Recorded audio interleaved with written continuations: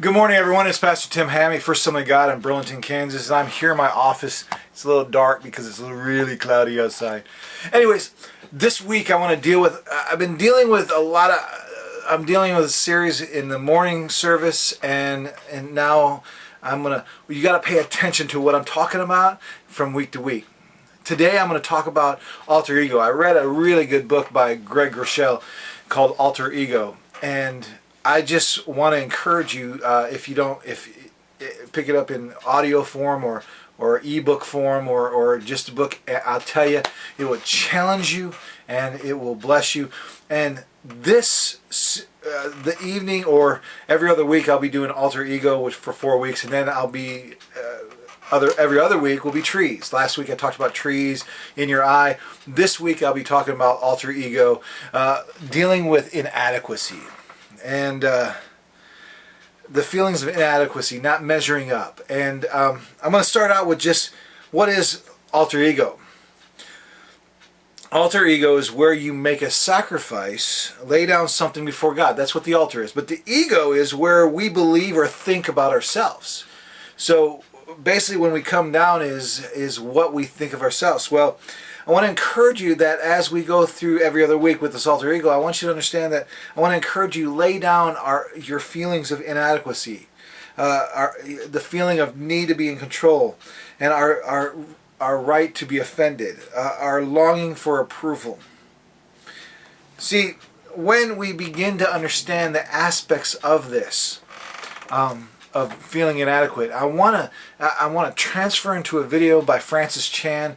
It was a message that he gave, but it's only a small clip of this message. I want you to hear because it's really about part of his testimony, and I really believe that it will encourage you and it will challenge you. So let me pray for you, and then I'm going to tie that video into this devotional, and then we'll get into the rest of the week. Lord, I pray that you bless every single person, encourage their heart, Lord. May they grow in you. May they have the opportunity to share the gospel with somebody this week. In your name, amen. God bless you. We'll see you tomorrow.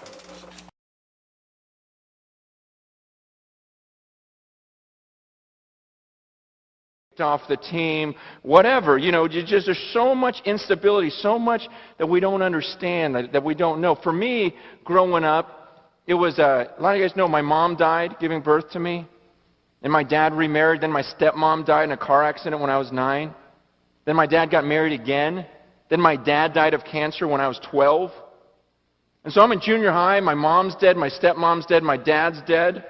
The only close relatives I had were my aunt and uncle, George and Sandra.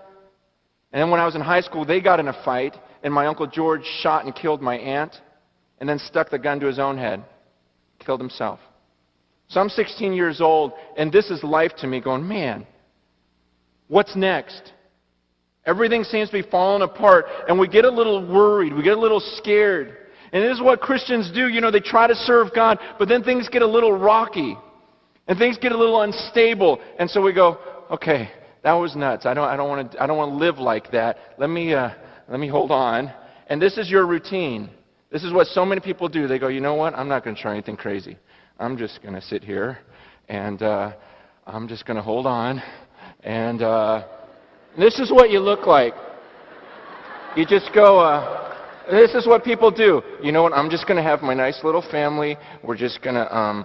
We're just going to keep to ourselves. We're going to live in a gated community. I'm going to homeschool my kids, make them wear helmets everywhere. I'm going to, I'm not going to let them outside because sun has bad rays. I'm going to, just on and on and on. And you just live your life in the safety of, I don't want to do anything crazy for God. I just want to, go to church on Sundays and maybe give like 2%.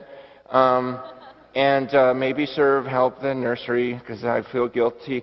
And then you do this your whole life, and then you go, your greatest prayer is like, God, you know what? I would love to die in my sleep and not even feel it, and then just go up to heaven. And so you want to die like this, just in your sleep, right in the middle of a dream, good dream, the dream you're going to heaven, and you don't even feel it. And then suddenly you wake up, you stand before the judge, and you go, now, if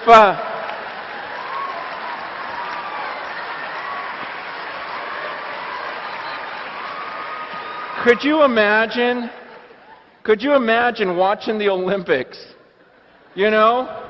And some girl does that, just gets up there, starts straddling the thing, and then steps off and goes, what is the judge supposed to do on the card? You see, and to me, I go, man, that's the routine that so many Christians are headed for. That's the routine, the boring, I do nothing crazy because I don't want to fall. That's the routine that they're going to live, and then one day it's going to be a shock because they're going to step off that balance beam and realize they're standing before the judge. They're standing before the judge, and you think he's going to look at that routine and go, wow, well done. Well done. You lived the safest life possible. You didn't slip. You didn't fall. See, that's not the life that God's called us to. That's where the majority will head. But I don't want to go where the majority goes.